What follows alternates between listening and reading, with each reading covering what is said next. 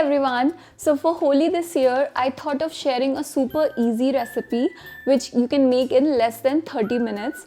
And this Thandai Burfi, it is exactly that kind of a recipe. It uses my homemade Thandai powder and you can make it in less than 30 minutes, and it is so flavorful and makes such a delicious treat for Holi. So to make this recipe you must have the Thandai powder ready to go, and I have a recipe for homemade Thandai powder on my blog, and I'm going to leave a link for that in the description box below, so please check that out. And you must have that Thandai powder ready to go before you start with this recipe. So let's see how we make Thandai Burfi for Holi.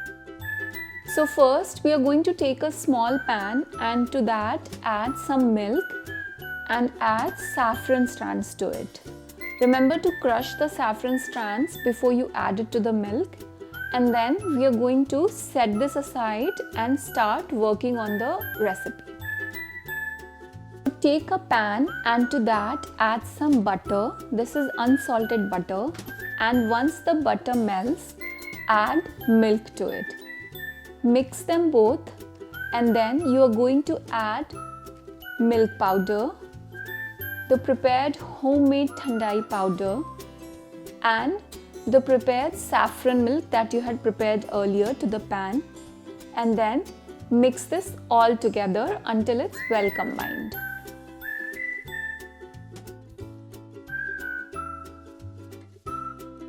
So now you're going to add powdered sugar and reduce the heat to medium-low. So this is powdered sugar, this is not granulated white sugar, this is powdered sugar, which is also known as confectioner sugar, and mix until all the sugar is well combined with everything else. So now you're going to start cooking this mixture on low-medium heat.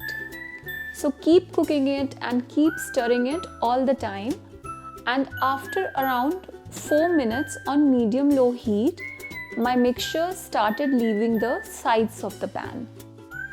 So around 4 minutes the mixture is leaving sides of the pan, and at this point I'm going to reduce the heat to low. So from medium-low now I have reduced it to low, and I'm going to cook this mixture further. Keep stirring it all the time, and after another 5 minutes or so, the mixture is almost done. And to see if this is done or not, I'm going to take a small piece of the dough and roll it in my hands. If the mixture is totally non-sticky and I'm able to roll it easily in my hands, this means that the dough is done and I can now use it to set the burfi.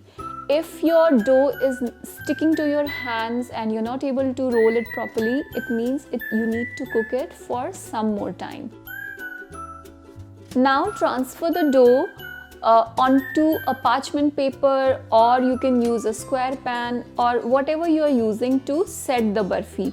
So I am just using a plain sheet of parchment paper here, and I'm transferred the dough onto that sheet of parchment paper, and then I'm giving it a shape of a square using a spatula.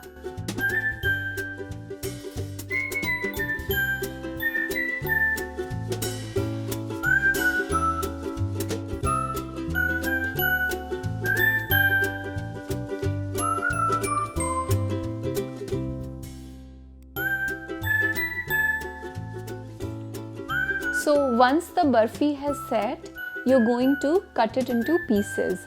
So you can cut them into any shape you like. I'm just cutting the burfis into square shapes, and you can make smaller pieces or bigger pieces, whatever you want.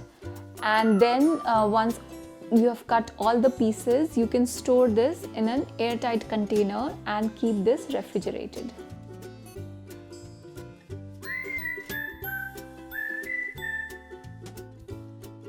This Thandai Burfi has so much flavor from the homemade Thandai powder.